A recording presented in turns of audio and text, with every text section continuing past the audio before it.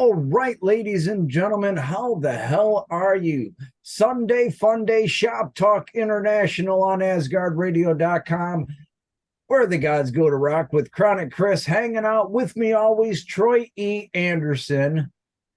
And we got the Pro Bro and Wade, the one-hit wonder out of Seattle, Washington. A couple radio personalities around up there. And we're just going to sit around and have fun and do what we do on Sunday. Talk some tunes, talk some music news. So the Fro Bro and Wade, the one-hit wonder. Yeah, just call me Fro. Pro, okay. So out of Seattle, Washington, how'd you guys get started in the music industry? I've always been into the local scene. I knew Kurt Cobain back before, they blew up, back when they were with Sub Pop.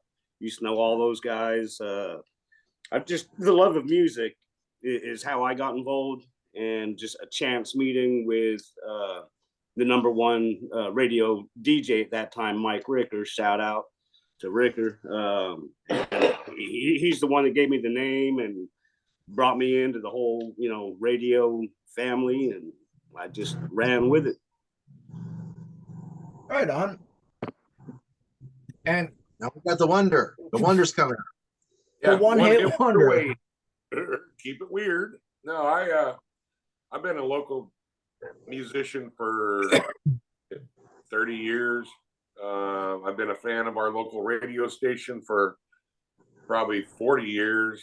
And I just managed to kind of worm my way in there a little bit, get on the air and do some of that stuff. I was able to promote some of my shows through there. I also did a little bit of supporting of the station, fundraising kind of stuff. And it just kind of worked out that way. I've done more than I probably ever sought out to do in radio and music. So here I am, kind of retiring from it. There's no retirement in rock and roll. Just ask Lemmy. I know, right? Yeah, you can never get out. Or even Ronnie James Dio. I was talking to a guy a while back. I was out in West Virginia for my day job, and we're sitting there listening to the radio. And I've been on a 30-year game of name that tune, name that singer, and Dio comes on, and the guy, hey, Dio. I'm like, yeah, he's still on tour. The guy looks at me, he's dead, right? I said, yeah, they got a hologram of him going around on tour. Wow. So modern technology. So like RoboCop, that man died and still had to go to work the next day. Gotta pay that paycheck for that brand. Yeah. So what are your guys' musical influences up there? Man, I like all music except for country and any of this new rap crap that's not rap, like the mumble rap. I believe Tom was on his podcast 3 days ago. That would be called mainstream rap. It's not even rap. If you can just talk into a microphone and have the computer auto tune it and give you a beat, I mean that's talentless. The lyrics kind of count. You have nothing to talk about. You're not rapping about anything. I mean, even the great ones had something to talk about. Nowadays, they talk about over the N word because they're black. Sorry, this is how it is. Yeah. And I'll agree with you on the mumble rap. I can't stand that shit. Even Snoop says that shit's got to go. Yeah, I mean the way I look at it is rap music died when Tupac and Biggie died. I mean, you still got Eminem, Dre, and Snoop out there, but other than that, all this new stuff. Oh, I got a tattoo on my face. Oh, what about the Seattle's white? What you consider what? Tommy Donald. On top of the Seattle's hope. You had the guy that did Thrift Store. I'm gonna pop some tags. I got $20 in my pocket. What the fuck was his name? McEnroe. You're Seahawks. Macklemore. Yeah, Macklemore. So what about that guy? Was he a different kind of guy? Yeah. Macklemore was You know, the exception to the rule, I guess. I was gonna say, it's not like the 90s when Tupac and Biggie and Nas and NWA and all of them were just everywhere in your face. Nowadays, you still have some good rap artists, but they're not as prominent as they were back in the days of Pac and Biggie and the whole East Coast West Coast rivalry. And Ice-T is what I always loved. I loved Ice-T. Ice-T when he had count, oh my god. I was gonna say, and I've never considered him a rapper. Okay, here's a little more of a rocker. Okay, yeah, he's a metal band. Okay, yeah. I got a little piece of trivia for you guys about Ice-T. Okay, love some trivia. Back when Ice-T his first album, I want to say, well, he was on the soundtrack for the movie Colors, but his first album, Ice-T and the Rhyme Syndicate. I'm going to give you a little rock and roll knowledge too. Do you guys know who the artist Everlast is? Whitey Ford. Yep. Okay. At 17 years old, Everlast was in Ice-T's Rhyme Syndicate. He was one of the mixers. Yeah, and then he went on to play with House of Pain. House of Pain. Yep. And then he went on to be Everlast. Yep, and then Whitey Ford. Yep. Dude, man. See, now we're going way back because you say Everlast and everyone's like, well, I know what it's like. But yeah, he was with House of Pain and he was with Ice-T even before that. But unfortunately, like I say, due to radio play and FCC media wanting to cram certain songs down our throats, the only thing we really know by him is What It's Like. Yep, and he had so many other great songs. Oh, yeah, he did. Oh, yeah. Hey, switching gears, let's go back to country here. I've never liked country music, but the other day, my cousin... We have an exceptional rule right now, guys. You guys, another music news. Chris, you do know, and I think we will clarify how this is going to work out. Dolly Parton will be doing a metal song. Yep.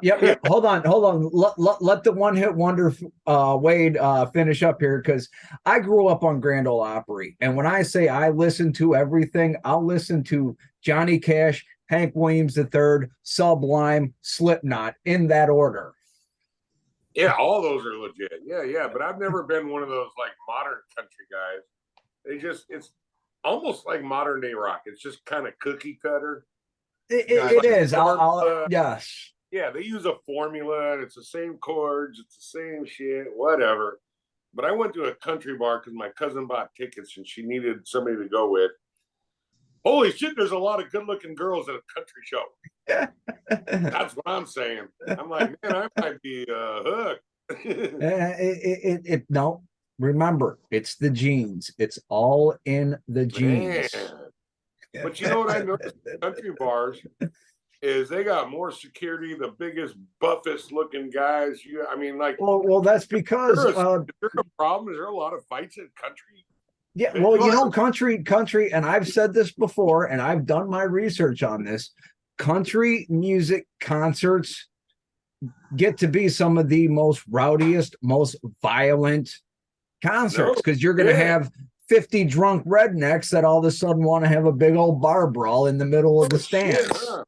Whereas your metalheads, we're kicking each other's ass down in the mosh pit.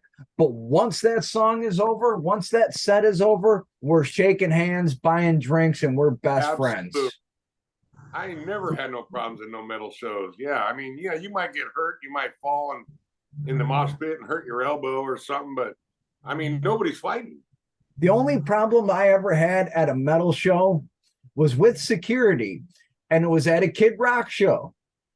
And while he's doing Bow with the Ba, they had a little circle pit in the grass, and security goes over like they're going to break it up. And I actually got in between, and I'm like, hold on, guys. Wait till the song's over, then break it up. The song ended. Everyone stopped moshing, shook hands, went on their own way. And they looked at me, and I'm like, see, I just stopped you guys from doing something really stupid. Yeah. Well, good point. You guys are all talking about the same matter, concerts. Let's get on that matter. And I know for a fact, I just talked to Fro a little while ago. Let's talk about locations. You're saying that there might be a bigger location. Sam's is back. Is that what's going on? Yep. Sam's Yeah. hopefully it's going to be reopened at the end of the month, depending on the permits and all that. But it used to be called Uncle Sam's, but now it's just going to be Sam's. It's expanded. They bought the property next door. They made it one, big room now. There will be an indoor stage, and as you know, they have the big amphitheater out back, which I'm probably going to end up getting back into the booking and promotion scene this summer, depending on how it goes. But looking forward to the outside stage. I love And that stage. Love that stage. I've played both those stages, the indoor and the outdoor, and well, they got 2 outdoor stages, but they usually do a pretty good job hooking up the sound and getting a nice mix out there for the fans. And yeah, it's a good venue.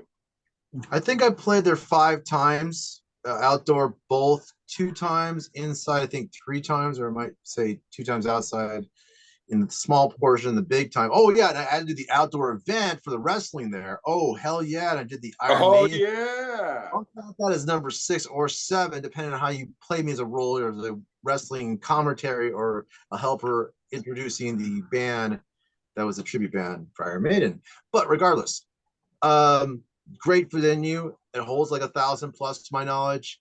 Yep. You guys Yep. need Outdoor. The outdoor, yeah, 1,000. You need that in that Spanaway area. You need that in that southern area of the Tacoma metropolitan area.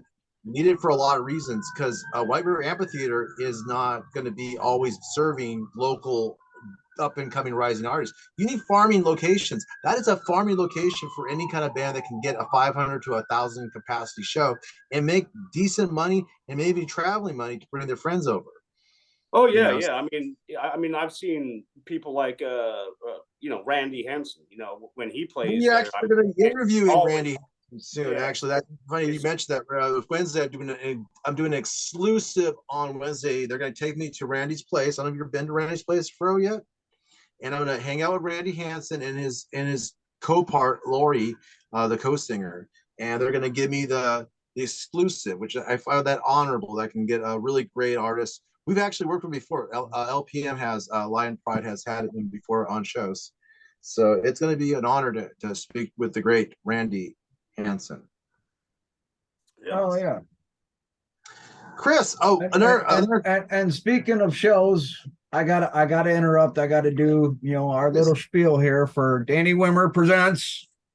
Ladies and gentlemen, don't forget on May 25th through the 28th at the historic Crew Stadium in the heart of Columbus, Ohio, is Sonic Temple.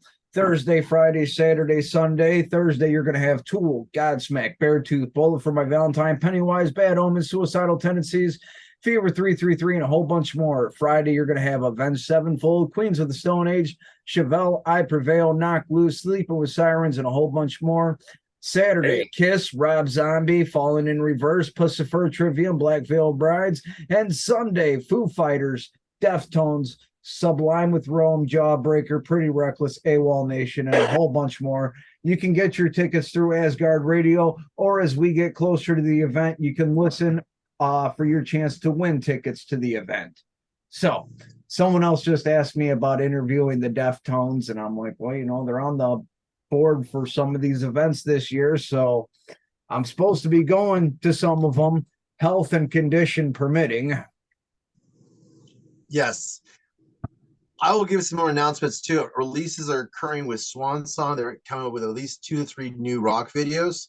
Another release I find very cool is that we have the return of Angus McSix. He used to be the lead singer of Glory Hammer. He's now coming out with his release single, Master of the Universe. And that's from all things Napalm Records, which a lot of great bands are from there. I like Napalm. They got Powerwolf and a few other bands that are definitely cool. And Europe is definitely producing a lot more artists that want to come here to the States. Powerwolf is going to be here this month in New York, going to Canada, and eventually doing a West Coast tour. So maybe by next March, we might see them in Los Angeles. We don't have the Master of the Universe, but we do have Skeletor. Can't see it. James Storm was there yesterday, by the way.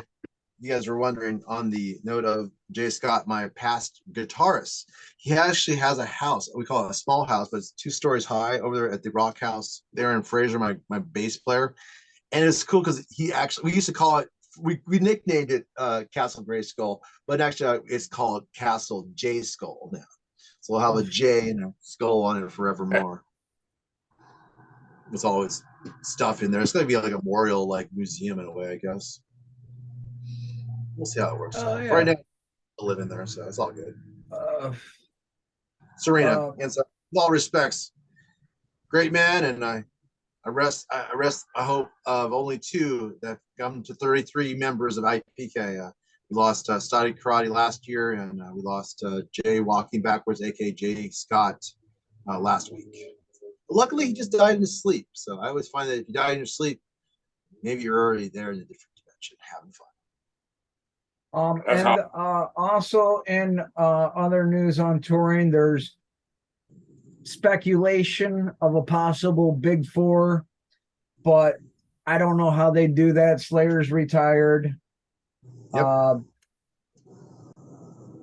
So Dave Ellefson said maybe possibly 2025, but don't count or don't hold your breath. And then I had where did all my touring shit go? Gotta find those tours, man. There's so many of them. In fact, in Germany, there's just beyond tours right now. France, now that's the place to be when you want to see really big shows. You guys ever heard of Hellfest, bro? Hellfest, ever heard of that place? Or even the ones that here in Northwest, we got what there's something equivalent. I think it's a carryover of Napalm Records, Whack, something Whack. Is it Whack Fest? I think it's Whack Fest. It's about saying it wrong. Wacken Fest. Yeah, that's the one. That's the one in Germany. Hellfest is in Poland. No, but they're actually doing one in Oregon, I guess. Are they doing one in Oregon though? I heard that band. We'll have them on again. James was talking about that, and somewhere in Oregon, I think they're having Whack Fest here too. At least American version of it. I don't know. I'll talk to him more about it. Yeah, that's a big one too. That's a big festival. Yeah. If it's gonna go through Oregon, then I can call Jeets, because Jeets is on the Oregon rock station down there now. Yeah, I'll look into it. There was a band or 2 that talked about it. So, and then you can always talk to Steve Unger, because he plays Whackin' Fest in Metal Church like every year. So yeah, but he probably played over in Europe though. yeah, but he'll help some details probably on that. Yeah, Whack Fest. And I believe we have a full lineup for Incarceration, which is also in Ohio at the Ohio State Reformatory, where they filmed Shawshank Redemption, formerly known as Ink in the Clink. Ink in the Clink. I like that saying. But it's a big, huge musical festival and tattoo in Mansfield, Ohio. Holy at crap. The prison. It's pretty kick-ass. They do ghost tours and all that other cool shit. I guess Cool. Volbeat, Limp Bizkit, Cold Chamber, Lamb of God, In This Moment, Megadeth, whole bunch of other people. If my cat would not sit in front of the TV when I'm trying to read this shit. See, that's the thing about professionalism, boys and girls, in podcasting. You don't want to have a cat in your way. So he actually has the screens like he's like Lex Luthor, but I'm the one, the bald. But yeah, Chris got, I don't know, how many screens you got, bro? Right now I'm sitting here. I got 4 screens like circled in front of me. Yeah, so like when you're doing like a really crazy podcast, sometimes it can get crazy. So when seriously, on the camera, it looks like I'm not even looking at you guys or paying attention. That's because the camera sits over here, but the monitor I see all you guys sits right there. Yeah, and I'm still trying to play around with my power system. So yeah, I can't put my head around why Limp Bizkit is on that caliber of a list of bands. Megadeth, I mean, Anthrax. You talking about the festival, or you talking about just like the list? I think, you know, a lot of it like this Pantera tour. Yeah. If you ask me, it should never have happened. Granted, Zach Wild and Charlie Benante have done a wonderful job. They had some really big shoes to fill, and they managed to do a wonderful job. But personally, in my opinion, it should not have happened. We should have let sleeping dogs lie. And Yeah. Phil, are you fucking broke? Yeah, I mean, with Dimebag and Vinny, I mean, gone. I mean, it's not Pantera. It's No, not. I mean, we talked it's over like and over again.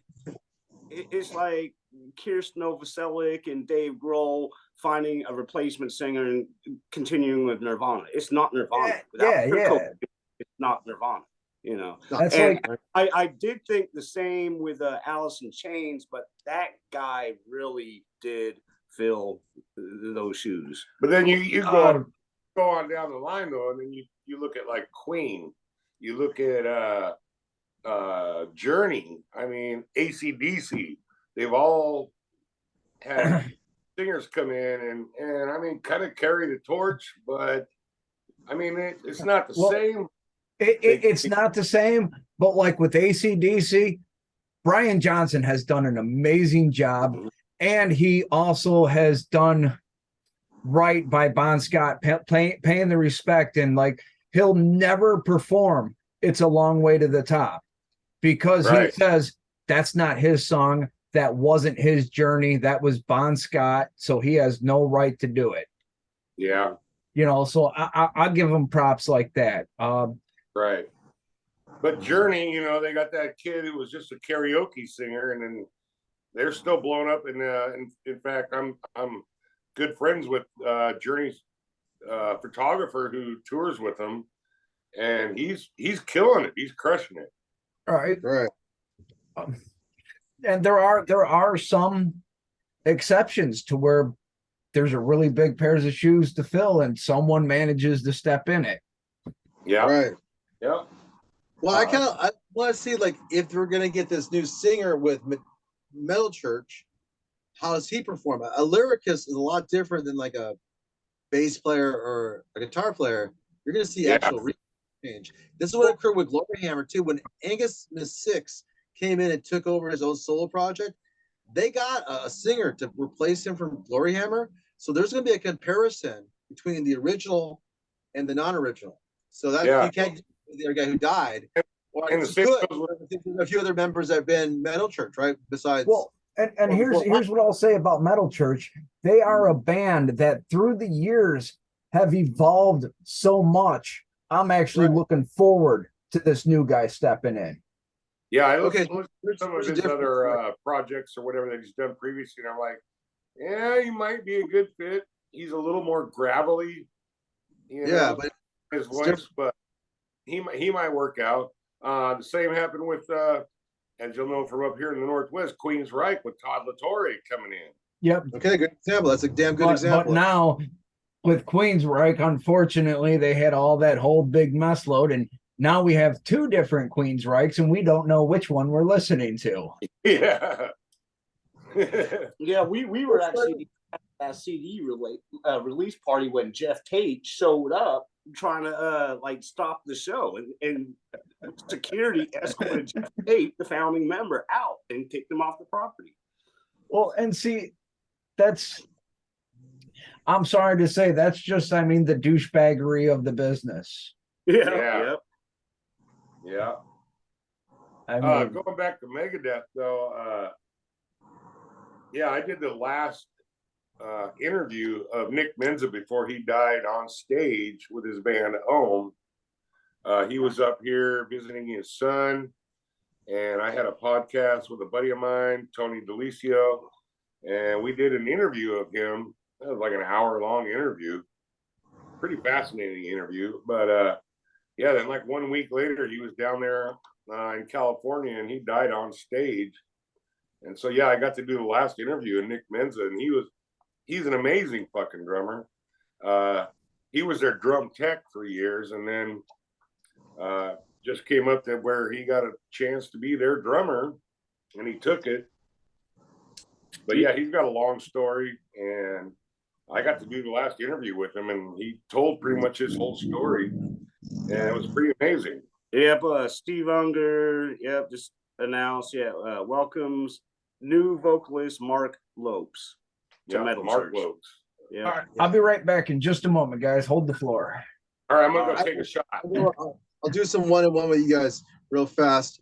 Bro, basically, where do you think the music scene is going to go in the next few months? We got a lot of stuff going on, a lot of venues showing up. What do you feel?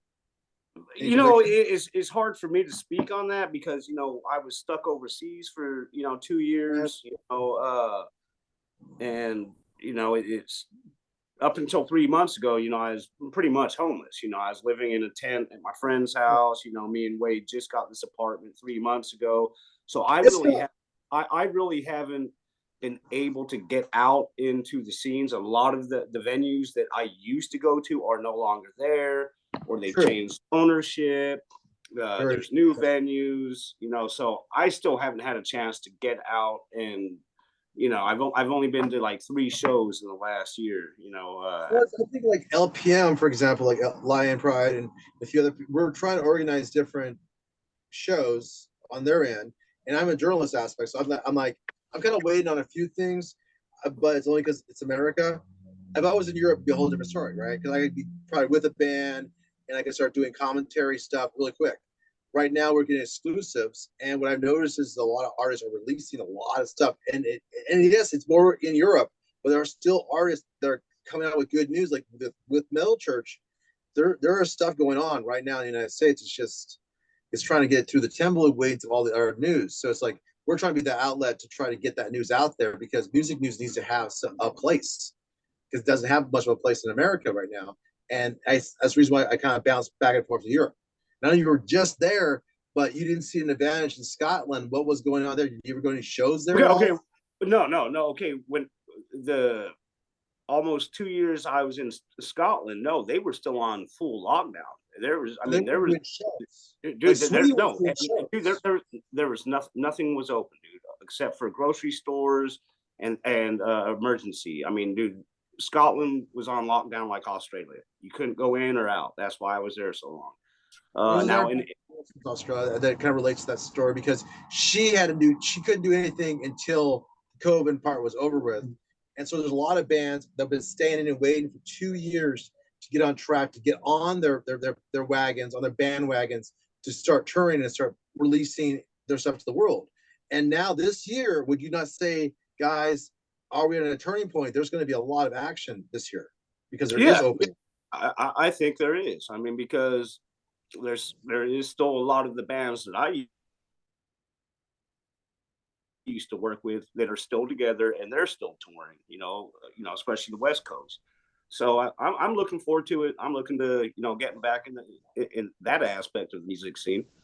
Now the last 3 months I was over there, I was in England, and England, the music scene was like live. While I was there, Fozzy played there, and that place was, packed. I'm glad you mentioned England because I've got an interview, and they wanted GBH, the first punk band I ever saw in my life. Oh, shit! With me. They've been in talks with me. I got a few other bands in England I like. Vomit. Vomit's a really cool band. I've been friends with the singer for a while on Facebook. I want to get some of these punk bands involved. I've had a few German punk bands, but I haven't really interviewed a lot of punk bands because of the political aspect worldwide. But after seeing the balloon over America, I think we're good to talk about music and punk rock without killing each other, even if we're all independent, not right or left. So just throw it. Okay, quick question: Is there a way to put the link to this on Facebook? What we're gonna do is we're gonna take this. It's gonna be on a YouTube link. That YouTube link, I'll send live it out. There, you, Chris, go for it. After we're done with the show, I convert it to an audio file on my computer and then upload it to Facebook, or upload it to YouTube, where I'll share it in the group chat and have it shared to Facebook. And all right, and that's where you're watching it now. Hey, you guys know of another local band from back in the 80s? We're not local. We're international. So like he's in. Yeah, but I mean Northwest local. I Now- don't know because I've been focused on Europe a lot, but I do know for a fact of the venues. And when it comes to venues, I like the Sands move. I really like what Fro's talking about. We got Sands back. That's going to be a crucial spot to start moving stuff in the South End because a lot of artists that don't got a lot of opportunities got to use that venue to get themselves out there, right? When you say, Fro? Yeah. Besides here in LPM, because we're going to have a venue too, but that's a good venue. It really is a good venue. We need that venue. Oh yeah. You know. You know.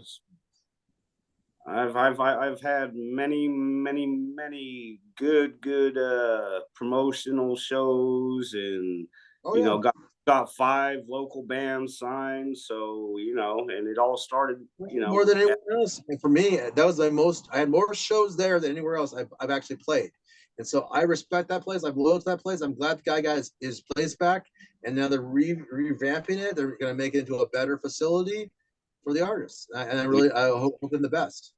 Oh yeah, I can't wait. I'm looking forward to it. Me too. I want to get back into the shows. I know Levi Lyon, he wants to get this new property. I call it he calls it a different name. I call it this LPM headquarters here. I call that LPM headquarters Delta because it's basically our second one. And I know he wants to buy the house right over because it's like one house over where the property is. Well, we're gonna have events there. I mean, I'm not sure when it's gonna happen, but it's gonna happen eventually. So can I just get a venue that's not an hour and a half drive? Yeah, you're close to Nashville. You want to explain again about Central City and all the different places you can roll to in an hour and a half? You got Nashville, right? In an hour and a half, I can be in Nashville going south. I can be in Louisville going east. I can be in Evansville going north. And I can be Paducah going west. Or I can go Clarksville to the southwest. I mean, I'm an hour and a half from everything. What about Fort Knox, where the gold's supposed to be? I'm about an hour and a half from there. Awesome. That's a good location, bro. And there are venues around me, but none that really cater to my style. The closest I can get is some 80s hair bands. Like if Lita Ford comes to town, they'll book her around here. But yes, well, if Lita Ford comes to your town, I'm coming to your town.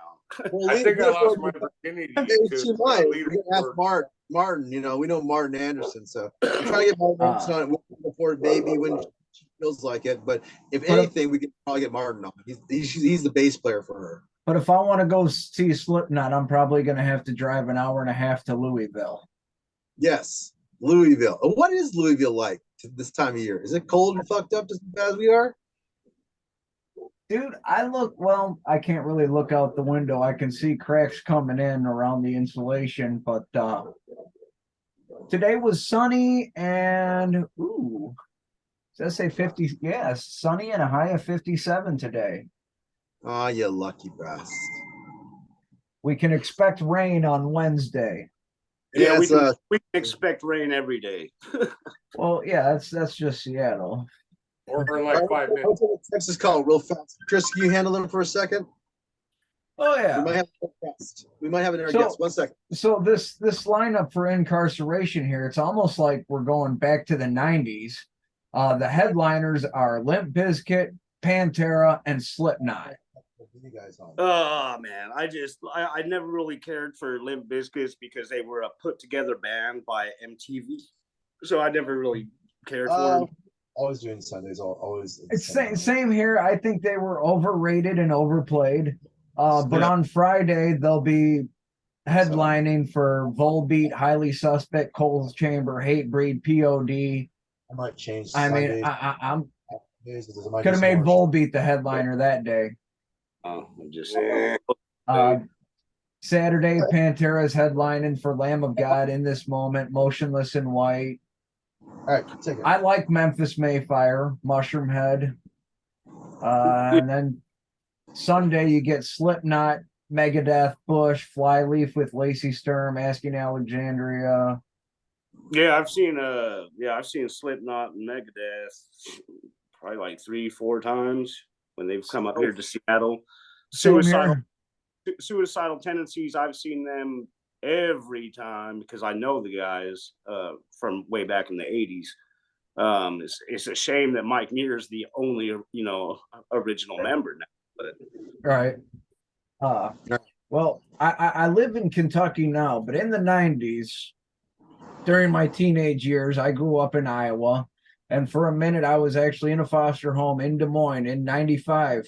And on Sundays, we used to run away to go to this club that was all ages and played metal music. And before they were Slipknot, Mick Thompson had another band that played at that club every single Sunday. So before they were even like known to the world, we got to see Slipknot. Wait a minute. Is Dolly Parton the one doing the Slipknot stuff? Dolly Parton is there's talks of a collaboration or a mashup with Dolly Parton and Slipknot. Wow. Because they put her in the Rock and Roll Hall of Fame, and she went off on the Hall of Fame people, saying it's a bullshit organization. You're putting people in there like herself, and she specifically targeted herself in this, saying you're putting people in there that have no reason or right to be in there in the first place. So I guess I'm gonna have to make a rock and roll album Not now. the first one to say that. No. no, I mean, Well, yeah, Dolly Parton. because they have the Country Hall of Fame, so why isn't she in there? Yeah, that's how it they used to be. have like the Rap Hall of Fame. Now, the one exception with a non-rock group, I would have to say that is inducted is the Beastie Boys, because their roots, a lot of people don't know the name of their first album. What would you say to the name of the first album was? Beastie Boys. License to Ill. Okay, what about you, Troy? What's your answer? No. 20 points. I have no idea. I'm not a rap guy. Pollywog Stew. Okay, I would have guessed that. Pollywog Stew. They were a punk band. Yep. I had totally forgotten about that. And then when I said, like, no, that's not right.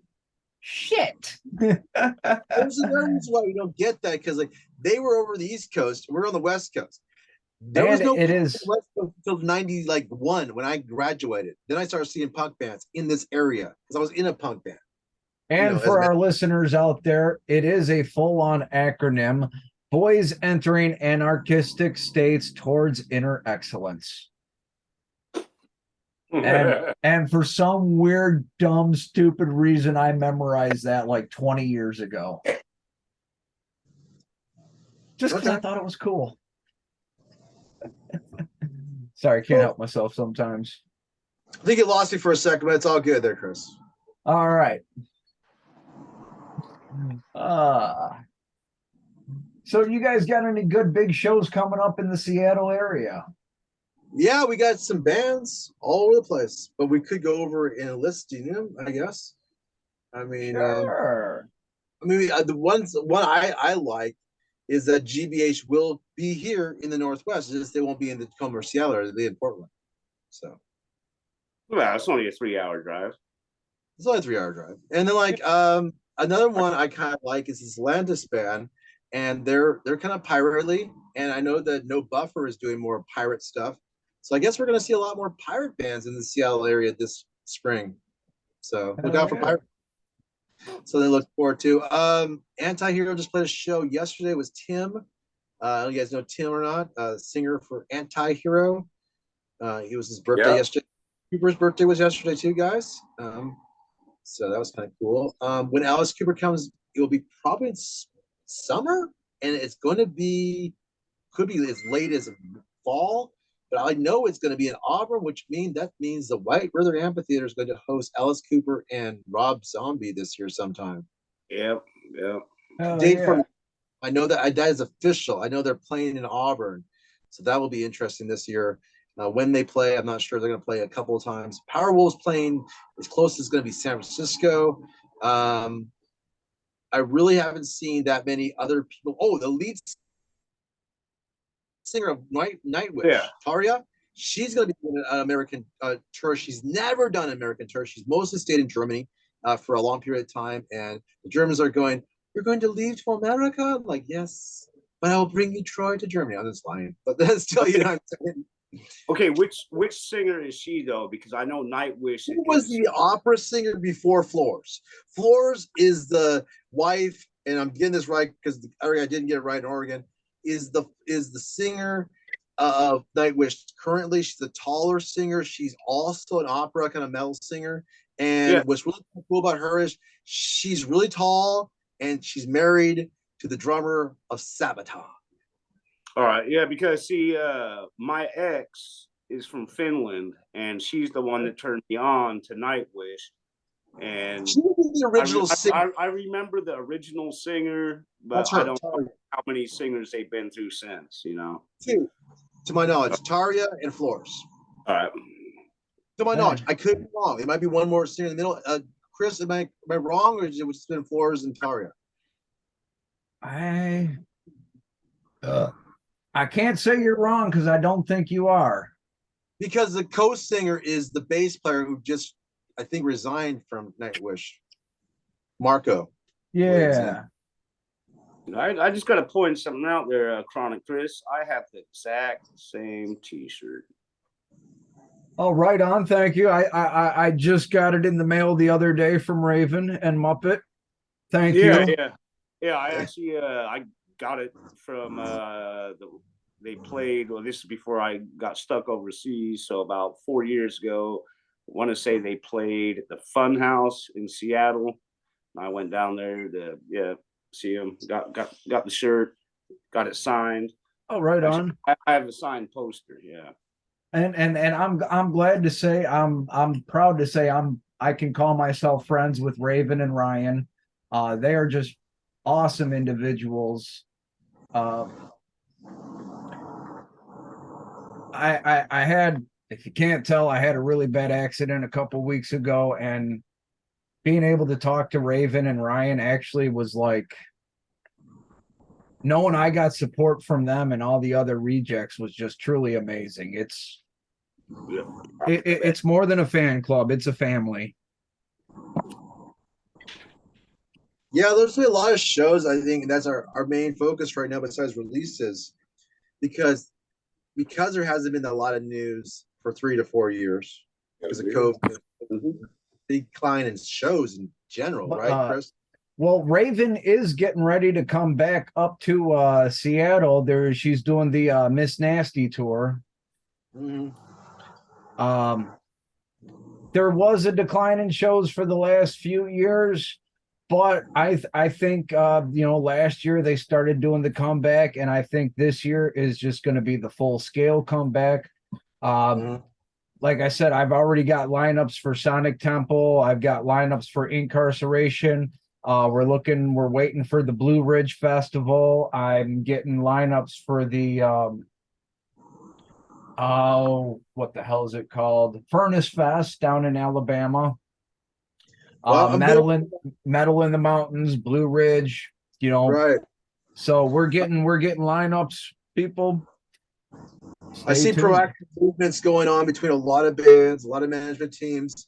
I think things are starting to work their way out, that this will be potentially the best music scene experience since the last 3 to 4 years. I think 2023 is going to be a big year for concerts, for shows, for festivals. Yeah, I think so too. I think LPM can be ready for that, but it's the direction of supporting your label, and that's what I've been doing. I've been supporting Napalm, Nuclear Blast, Warner Brothers when I can, Roadrunner. I support Noble Demon because it's a kind of a cool new label out in Germany. Swan Song, Bad Baron. I haven't known all their labels if I haven't really worked with them enough. But what I'm mainly saying is promotions have to be done within oneself. And for myself, I've been doing it. But I see a little bit lackluster. A lot of artists are still not centered or where they want to be. They don't seem to have a perfect direction. And I think direction has to be corresponding. This tour season, you have to have direction. How many shows do you want to do? I have a band. Shit, they're a singer. There's a great band. Signals. They oh gosh, great band. I want to get them on the show, Chris, because of the story they have. Their singer as I'm going to get you everything about them. Their singer had a stroke 3 years ago. 2 years ago, as the COVID is coming along, somehow their gear gets hit by a semi, causes some kind of accident. All their gear gets taken out. They lost some gear. They lost some time with a singer being out. That kind of situation is occurring a lot. People are dying. People are getting their stuff stolen. A lot of bands are having trouble, and some are great bands, but they're not ready yet. This band is going, I played 30 shows last year. That was small school. I want to do 100. That's right. Showing dedication to your music, you know. Well, there were 3 different accidents last year involving bands that pretty much destroyed their equipment trailers. Yeah. I think that's something to think about. I mean, another thing is the concept promotions have changed. I have the singers. I hate to make a commercial, but Sabaton's singer, you go on Facebook, right? He's doing more promo than most bands are, and he's one of the #1 bands in the world when it comes to metal. Have you made your own personalized Sabaton mixtape yet? Well, if not, I'm going to teach you. It's that easy. So first, he's advertising himself to sell his own music. And I gotta say, as much as I hate social media, that there truly is one of the benefits. You get hard game. You know, it's not like the 80s where you can put a flyer up, maybe get a shout out on a radio station. No, nowadays with social media, you get a whole worldwide network to promote yourself and your music. If you want to take that approach, it takes the willpower and the execution to do that. If you don't do it, it won't happen. And no record company on this God's green earth, you have to pay them to do that. You have to direct them to do that. And they may not do that unless you got the right people. And so sometimes you got to do it for what? Yourself. And that right. was in a band who has one of the biggest bands in Europe, especially in Sweden, especially in Germany, especially in worldwide. And they're getting bigger and bigger and bigger. I hate to say it, guys. There's going to be bands like Powerwolf and Sabaton. People are going to go, those were the Iron Maidens and Metallicas of the last 15 years. And you got what? Who do you got? Tool? Who do you got? Who do you got? America? Who do you got that's current in the last 15 years? You can't name things in the 90s. You can't name things in the 80s anymore. They're 75 to 80 years old shit. These guys are like 35, 40. You know, they've been running it for 15 years. They got other bands below them. Right. Well, even like some of my favorite bands right now, like Volbeat, they're out of Europe. Yeah. I'll be right back. In Europe, they're going to come and rape you guys for crowd space. And they're going to sell out. Powerwolf's already sold out 3 shows in America. And they're not known very well in America, yet the fan base online is so heavy, they're selling out. Also, another thing you'll see is sellouts, or actually your horror, like Northwestern Con stuff. That stuff's getting sold out. So any big event, no matter if it costs you $100, $150, the money's coming in and people are buying in because massive fans, real fans, because fans are what? Fanatics? They're buying those tickets in advance. It's like going to a Seahawks game. You're going to buy season tickets because you want to have those seats, you know? And if you want to give it to your fan or whatever friends, you do what you want with it, those tickets later if you're not going to go to the show. But that's the thing. I mean, shows are just like sports. People that are really into their bands and they're really popular, they're the ones that get in the crowds. People tell me local support, local support. The only way I can support you is to get you bands that have a crowd for you to use, just like they do for the festivals. We and Peter used to say it, and Chris is cool with this too, is that, yeah, that's not really your crowd. There's 30,000 people. They're not here to see you guys, but guess what? At least you get that exposure of this crowd that can now see you live, right, Chris? So I mean, look at openers, all those openers that have a chance to be seen by millions of people by just having the opportunity to be at a festival with 30,000 or 50,000. Well, I mean, there's a lot of, there's a lot of great local ones like Window Pane, Wide Only, you know, that they got to open, what was Pain in the Grass, you know, on one of the other stages, but it's the exposure. Yeah. Exposure. You need the exposure. all these tens of thousands of people, yeah, that they're here to see that the headliners what say, but Yeah. while they're waiting, they get to hear new stuff to them, and it gives Yep. them exposure. Take advantage of the exposure you get. That's what it's all about. Chris, I really do love that we've had two of the most recognizable forces for music that's been in radio. And I know we can't crosstalk too much about where they're from, but the Seattle area, but Fro and also Mr. Wonder. Love to have you guys back on again. I like to have them back on. What do you think, Chris? I think we can exchange more information by having other media circuits, just like Hurricane we had last time. So Hell yeah. Yeah, I was gonna say, as far as like your local bands go, if you guys have local bands up in Seattle, that's what we at Asgard we look for. We look for the local, the independent, the unsigned stuff that you don't hear on terrestrial radio. I mean, you might have your local station that does a local spotlight on someone, but you're not going to hear it anywhere else. That's the kind of stuff we're looking for to play on the station. So it's worldwide. The other thing about people too, a little education at Asgard. How many DJs do we have? What were our goals, Chris? Right now we have 4 DJs on the regular schedule. Slider is on Tuesdays and Thursdays. New to Use Day, doing brand new music from all over the world we get sent in. And then Thursday, like everywhere else in the world, we got to do a throwback Thursday. Why? It's mandatory.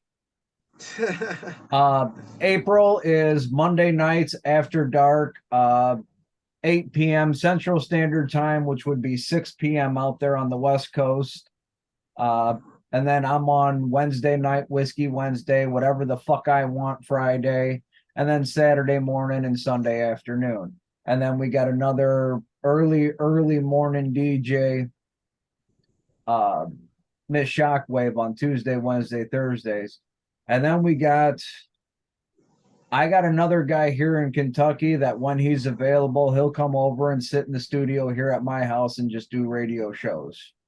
So we do got a few DJs. We did have more, but we have a rule. If you got family shit, take care of your family first. So we did lose a couple DJs in the last year due to family issues. But we also broadcast 173 countries around the world.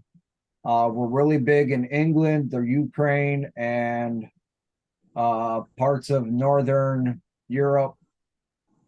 And you made a mark today. You got Saudi Arabia.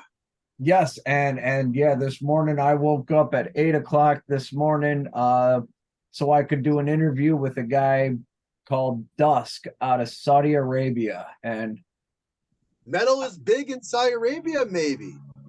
It's not big, but it is alive and it is growing. There it is. In a country where it's illegal to kiss your girlfriend in public, you can listen to metal. Wow. That's all you need. Well, it's been a good show, guys. With that being said, Bro and Wade, the one-hit wonder, where can we find you guys on social media? Facebook, just my name is Fro, Froblo. And I'm also on YouTube. There's some music videos on YouTube with me and my co-host of the Underground Sound. We did a music video. He's from New Zealand. It's called JCK Long White Cloud. Go check that out. Then you can type in Coley and Froblo. Oh yeah, I'm all over. All you got to do is type in FRO space BLO, and I'll pop up all up in your screen. You'll probably regret even doing that, but right on. You look forward to it. On Facebook mostly, just Wade Wonder. You can find me there. And if you're curious, I can probably post you links to some of my bands, live performances, whatnot. Yeah, I'm out there. Well, I guess if bands want to get a hold of you guys, maybe you guys can get a hold of us when they want to get on with more shop talk with you and us when we make it happen. Yeah, And definitely. I got stories. I know you And do. I got stories about his stories. So I mean, Yeah. All right. Awesome. Well.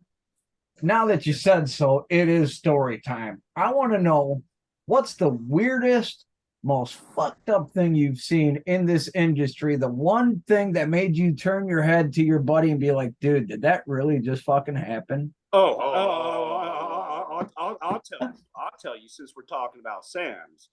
One of the last outdoor shows that I help put together, and the YouTube video I'm talking about with Coley, who's the lead singer of a local metal band, that video was done with this story. I was outside on my cell phone, booking, a show down the road, and a bunch of these bikers came through the parking lot. They all just drove right on through and went on their way, except for one. That guy goes to walk in and he was denied entry. So him and the door guy got into fisticuffs. And this is all like 2 feet away from me. Next thing I see a Chrome 45. I was at that show. Yeah. And I see a flash and bang, bang. I froze up. One of the club members had to like drag me between the cars. It was crazy. He was walking backwards. He unloaded 16 rounds, only hitting one person, which was the guy right next to me. And then when he ran out of bullets, a bunch of people rushed him, beat him to a pulp. Cops showed up. The whole area was shut down for hours. And then the manager came up and she was like, well, Fro, the detectives need to talk to you since you witnessed it. I look at her and I said, I didn't see nothing. I didn't see her. You haven't involved me in it. So after they allowed us to, come and go again, I went outside to retrieve my cell phone and my planning book. The car I was leaning on had 2 bullet holes right there in the trunk. The car right behind me had 2 bullet holes in the door. First thing I do, I'm wearing my suicidal tendencies jacket. First thing I do, I check for holes. I'm like, how did I not get hit? And dude, yeah, that right there kind of, it freaked me out. And that, like I said, that was my last show I ever did. After that, I was like, no, I'm just going to stick to the radio side of it. I'm done with doing the venues, but. Can I do a follow-up real quick there, Frobo? I know it's going to be a joke in a way, but did you feel like you experienced what the fictional movie Pulp Fiction felt when John Travolta and,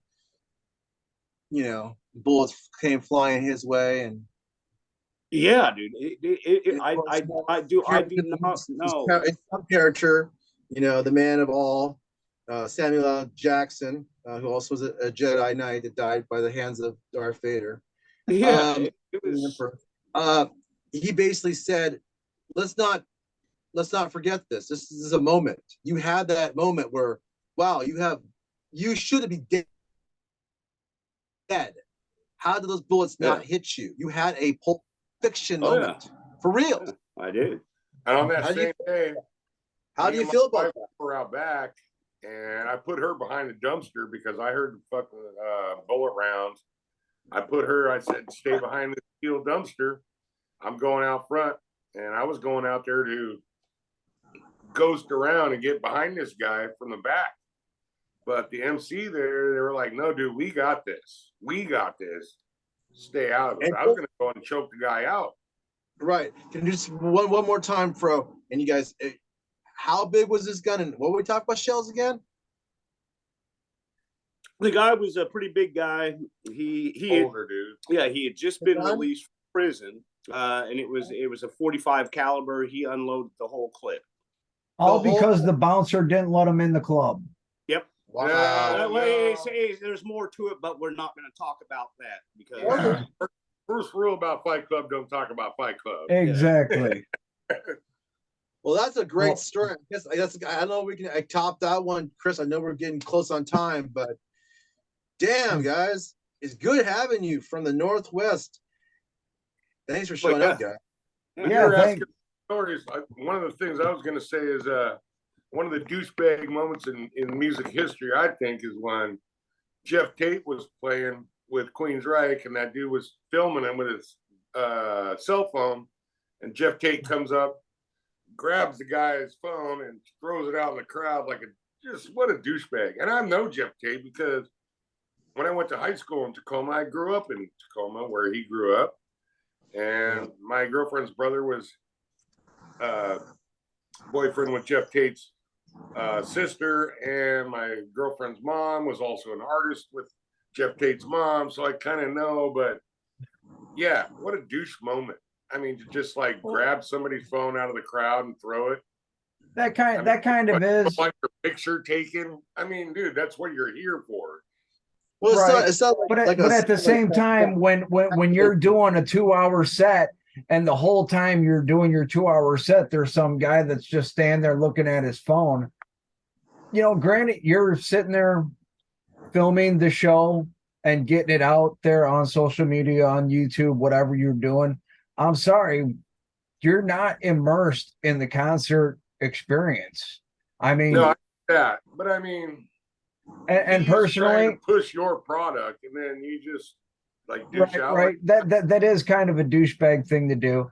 Yeah, I mean that guy paid the money to get in, so well, if he wants to record it and miss out on, whatever, he paid to get in. Right. Period.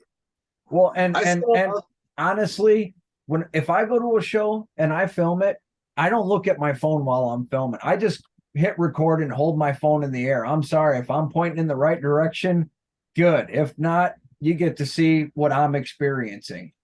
Right. The thing about it is a lot of those bigger venues, you're so far apart, you're never going to even touch the artists. Yeah. Right. I mean, like a Sabaton show, you're like 4 houses away from an artist. I mean, they're up way high. It's far away. Yeah, with the whole Randy Blythe thing that happened years ago, that did change it. And then and speaking of something local that happened, I don't know if you remember, it's probably like 4 or 5 years ago at the Backstage Bar and Grill in Tacoma, when Afro Man performed and that female got on stage to dance, turned around and just clocked her. Yeah, that was that was a national story, though. If Kentucky can hear it, then it was a story that he made himself. And that's another thing. It doesn't matter if it happens in Tacoma or Central City, Kansas, or Kentucky or wherever. The simple fact is that's a douchebag doing a douchebag moment. Well, and you may get swept up in the moment of the show, but at the same time, that fan had no reason to be on that stage. That was true. I'm sorry, as a concert goer, as a radio personnel, as someone that's actually had the privilege to walk on stage while a band's performing, I walked onto a stage while Prison City Brigade was performing and gave each member of the band a shot because they sang, they did a cover of Nathaniel Radcliffe's Son of a Bitch, Buy Me a Drink. So I had to. But it's also a security issue too. That stage, that is their area. That is their workspace. They don't come bother you at your job as much as you would love for them to. They don't do it. The stage is. But there's always that one guy. I mean, there's always that. There's usually that one guy that wants to try to get up there. Guilty. Hello. Yeah. Well, I think that when he was executed on stage, changed the world. So it really did. So.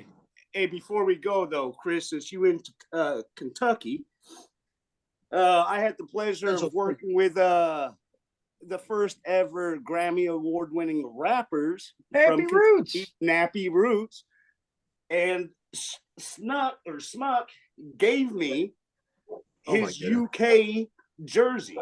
Oh, that's awesome. Yeah. Hell yeah, I love some nappy roots. Gonna be a good Oh, day. yeah. Nappy. Nappy. Yeah. Nappy. Well, I guess we should do some quick advertising ourselves, right? Right, other Chris? Before we Yeah. leave? Plug away. My advertisement's right behind me, asgardradio.com. Yep. I think it's important to always have a little bit of a promo time, I guess. It's important to have promo time. And you know, I think the easiest way of doing it is the scanners, these little things. Remember we're talking before? Yep, Oh, yeah. QR scanners. Get the scanner, Yeah. and you can talk about it later, you know. Queue it up. I think a queue up is better because like once you queue it up, like, what is that? Well, just try it. See what happens. Or you can text hemp to 95577. There it is. Either way works. Yeah. Oh, But ladies you know, and that's just how it is. We're plugging Right. away. We're ready to go. right, ladies and gentlemen, it has been a blast hanging out this afternoon for Shop Talk International with Troy E. Anderson. I am Chronic Chris of AsgardRadio.com, thanking our guests today, Fro Blow and Wade the One Hit Wonder from Seattle, Washington, radio and media personalities up there in that area. Feel free to check them out. Social media. These guys are pretty freaking awesome. It's been a blast. Keep your horns up. Keep it metal, motherfuckers. I'm Chronic Chris, and I'll catch you guys later.